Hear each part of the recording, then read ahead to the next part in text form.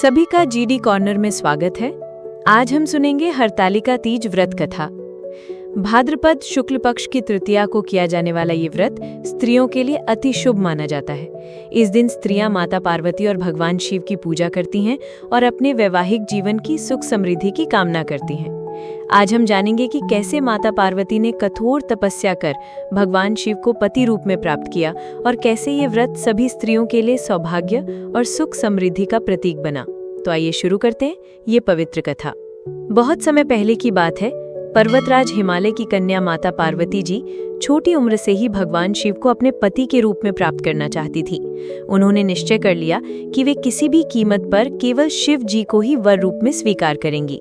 माता पार्वती ने कठोर तपस्या प्रारंभ की। वे जंगल में जाती, निर्जल उपवास रखती और रात दिन केवल भगवान शिव का ध्यान करती। जब राजा हिमालय ने देखा कि उनकी पुत्री विवाह योग्य हो चुकी हैं, तो उन्होंने ये निश्चय किया कि वे अपनी पुत्री का विवाह भगवान विष्णु से करेंगे। जब माता पार्वती को ये बात पता चली तो वे अत्यंत दुखी हो गई।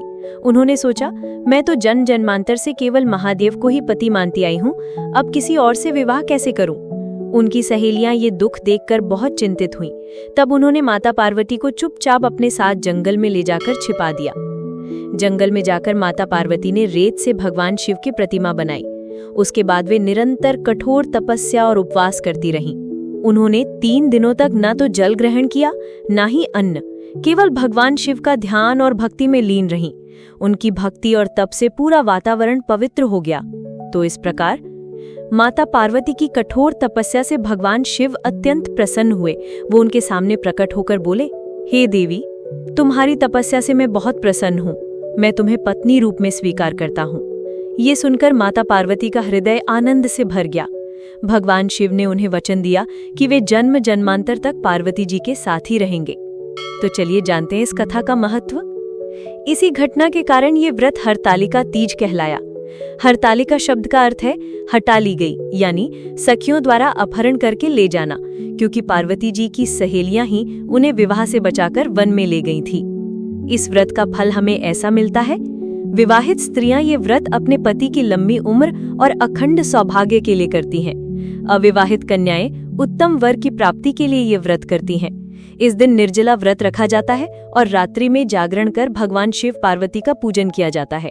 इस प्रकार हरतालिका तीज व्रत कथा सुनने और करने से सभी मनोकामनाएं पूर्ण होती है और दाम्पत्य जीवन सुखमय बनता है।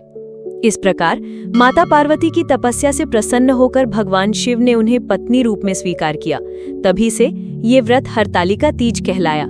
जो भी स्त्रियां श्रद्धा और भक्ति से इस व्रत का पालन करती हैं, उन्हें अखंड सौभाग्य, दाम्पत्य सुख और सभी मनोकामनाओं की प्राप्ति होती है। यदि आपको ये कथा पसंद आई हो तो इसे लाइक करें, अपने दोस्तों और परिवार के साथ शेयर करें और हमारे चैनल को सब्सक्राइब करना न भूलें। आप सभी को हरतालिका तीज की हार्दिक शुभकामनाएं।